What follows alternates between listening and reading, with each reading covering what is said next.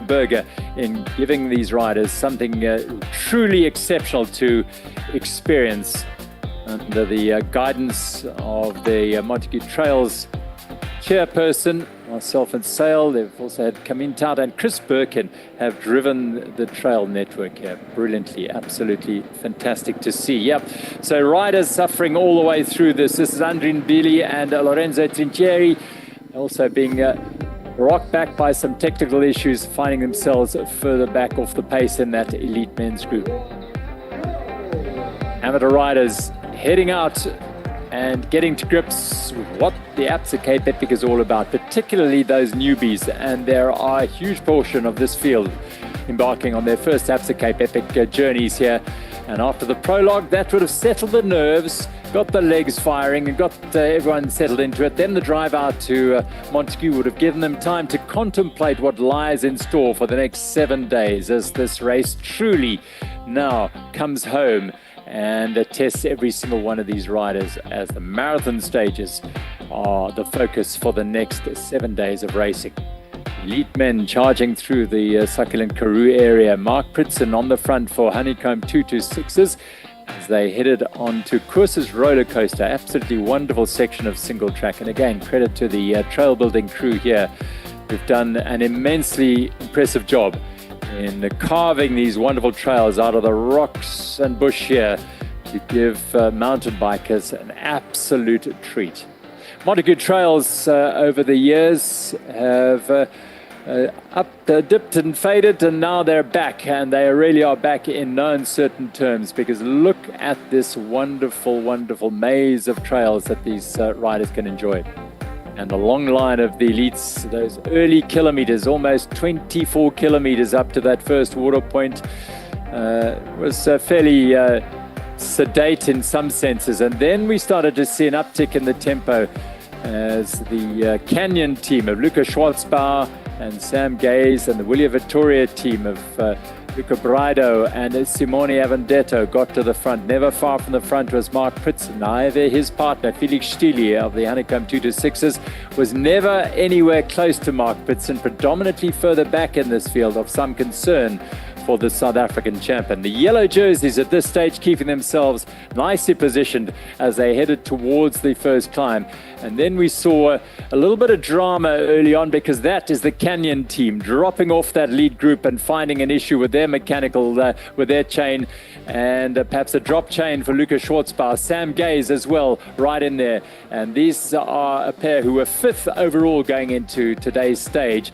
And they are leaking some time here. Well, if you're going to have a mechanical, have it very early on. And this is high drama that happened earlier today, because that is the leading pair of Matt Beers and Tristan Nokier, flat on the rear of Tristan Nokier's tyre, and the time was leaking away. They realized it was going to take a little bit longer to fix. They tried to plug the tyre, then bomb it, then plug it again, and all the while the race was going away from the race leaders in the GVD yellow jersey. 6 seconds was all the margin that this pair had in the overall lead, and mind you, right the way to 5th place Canyon with 58 seconds back. So they were seeing the race disappear up the road, and sensing their opportunity, those teams in that lead group started to hammer it away, whilst Beers and Nokia would be tested to the extreme. Patience required here, not to get too panicked about the situation. Beers, of course, very experienced as a 3-time race winner, and Nokia has plenty of Absa Cape Epics behind him, and they will know how to approach this situation. Well, all that drama happened inside the first 30 kilometers of this 90-kilometer stage, and now we are back live with the images from the trail, and Clementizia Orbea are right on the front here. David Valero and Mark Stutzman are leading the field. Willie Vittoria there as well, and Wout Alleman and Martin Stosek, and the race pretty much exploded. Benno Willett and Aran Lutmi along with me here as they are hammering along Dead Man's Pass. Yeah, we did not expect that much drama that early on. We knew that the trails are going to be rough, that there is danger within those trails, the rough, the loose rocks out there.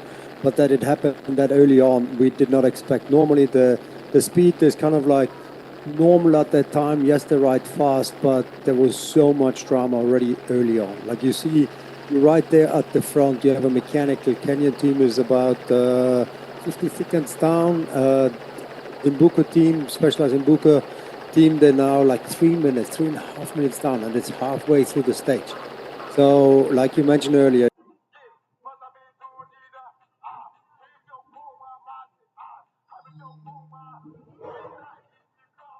now you have to be patient. You have to make up the time where you can, but also the front. They know now that the faster